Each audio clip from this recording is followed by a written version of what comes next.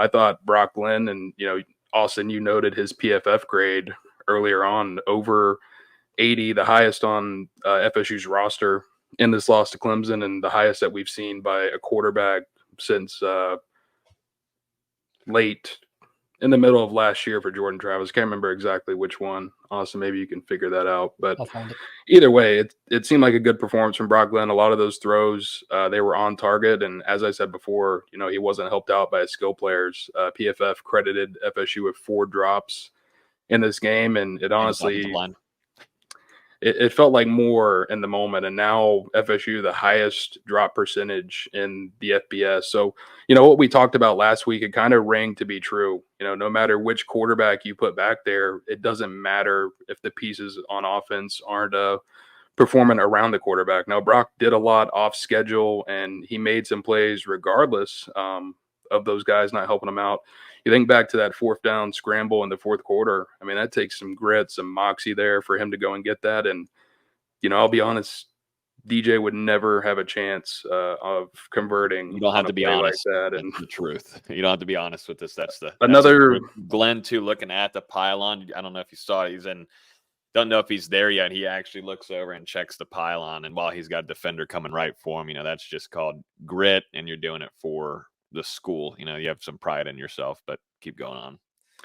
It was a nice play, but you kind of made me lose my train of thought there. But FSU's offense, they were able to get some stuff going. Those 2 touchdown drives. You had that drive in the 3rd quarter that got off to a promising start, but then you shoot yourself in the foot there. So I think Florida State, they definitely have something to work with here with Brock Glenn. We were looking for that offensive spark, and even though FSU did not win this game, you did see some signs that maybe they can find something here moving forward. And the running game is absolutely going to have to improve. But with what Brock Glenn can do through the air, I think now you're looking at the back half of the schedule and you're like, now we can probably be competitive in that Duke game. We're going to have a shot to win against North Carolina, Charleston Southern. You should win that game. And then Florida, you should have a shot there.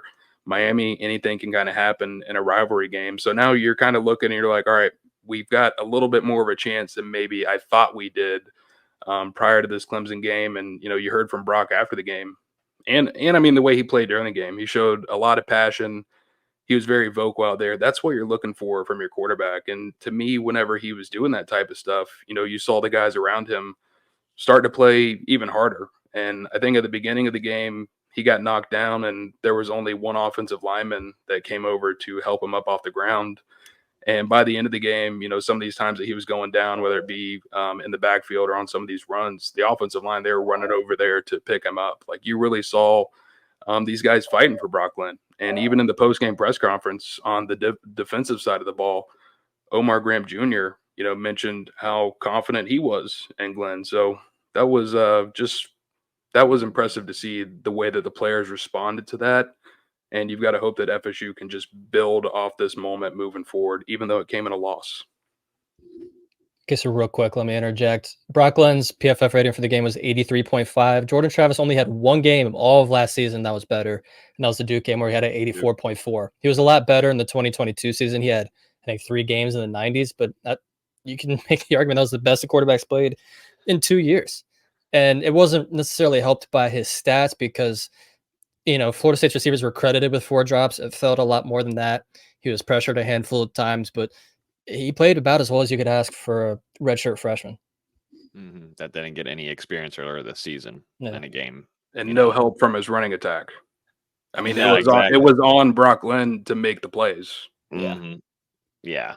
Now that's what I'm adding to all this. Yes, there's going to be, not everything is just great for Brock. I can sit here and glaze him and do all that kind of stuff, but just the circumstances that he had to deal with, you got to talk about him. I mean, he was going through hell with that offensive line. Like you just said, no run game help, and you had to make plays on the fly and had some really good throws. Veazey said he thinks that was the best throw of the season, going to Amari Williams over those two defenders. I thought that was damn impressive. And those are things, though, D-Lou, you were talking about us and spring and fall camp where he'd be in the red zone and he'd be able to make those plays. And the thing is, though, you're seeing it translate on Saturdays where DJ, that can happen in practices, but we don't see that in games.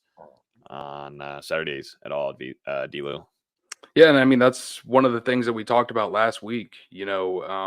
Translating what happens in practice over to these game days, and you can see one thing in practice, but if it's not showing up on Saturday, eventually you've got to try something else because clearly there's some type of disconnect there between the practice field and game day, whether that's mental or some type of other issue.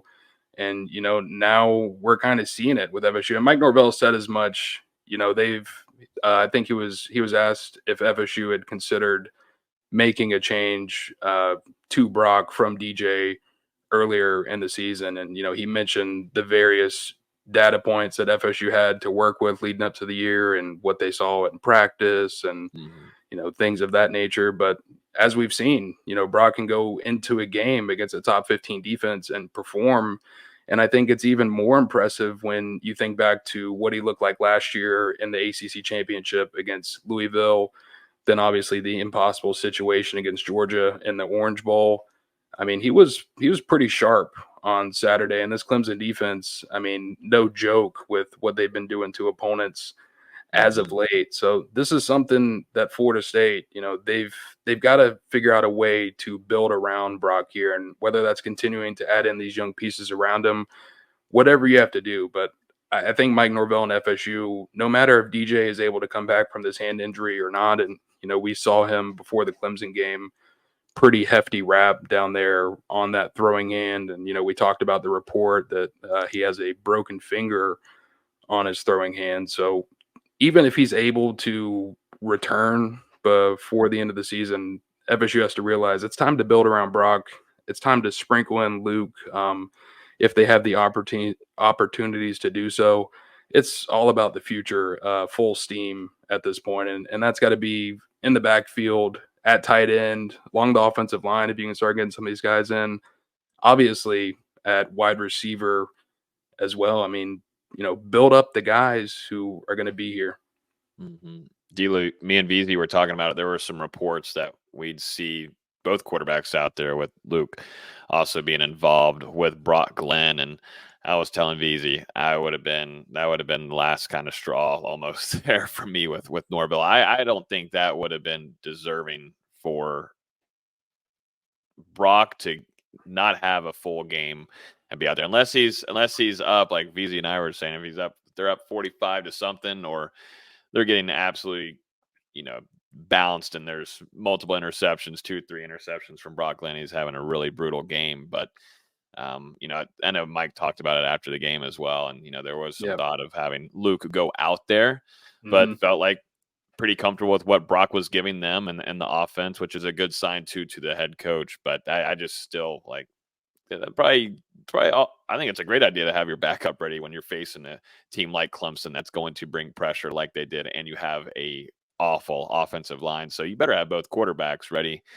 But I wouldn't have been a big fan of them sharing snaps in that game. I think Brock deserved to have a full game under his belt.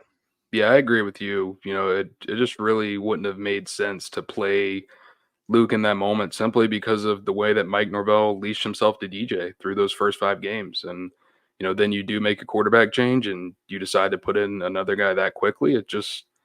It goes against what we saw from him throughout the season so far. Now, he did talk about after the game and, said that it was something that Florida State thought about and, they've kind of looked into to see if there are different scenarios where they can put him in where, he can help impact the game in a positive way. And, Mike continued to kind of express that sentiment when asked about it again today after Tuesday's practice. So, it wouldn't surprise me at some point, maybe later on in the season, we see a little bit of Luke Kromenhoek. I don't know exactly what that's going to look like. I don't necessarily see him starting a game over Brock unless Brock ends up going down with an injury, which, hopefully that doesn't happen for FSU. But there's certainly a lot of potential there with Luke. And, I mean, he was pretty damn good out there today during Tuesday. And you're also in this weird kind of situation where you've got a second-year quarterback and you've got a first-year quarterback, and you've got to figure out which one of these guys is going to be the guy of the future. So, Florida State with Brock Glenn now being the starter, and it looks like he's going to get a significant amount of action here before the season is going. That's almost given him a little bit of a potential leg up when you're thinking about a quarterback competition going into next year. So I think Mike is just trying to keep Luke engaged, locked in, continuing to mention him in these press conferences, let him know we're still thinking about you, even though Brock is in there. Because you don't want to have some type of fishy situation whenever you get to December. And I'll be honest, we know how this back channel stuff goes, and you've got these guys putting stuff in other people's ears, and someone would be like, "Oh, FSU is not going to start you; they're going to start Brock Glenn. Come here, and you can play immediately." I mean, we know how this stuff goes. It's a dirty game now, in the transfer portal. So Florida State, they've got to kind of do a little work here on both ends.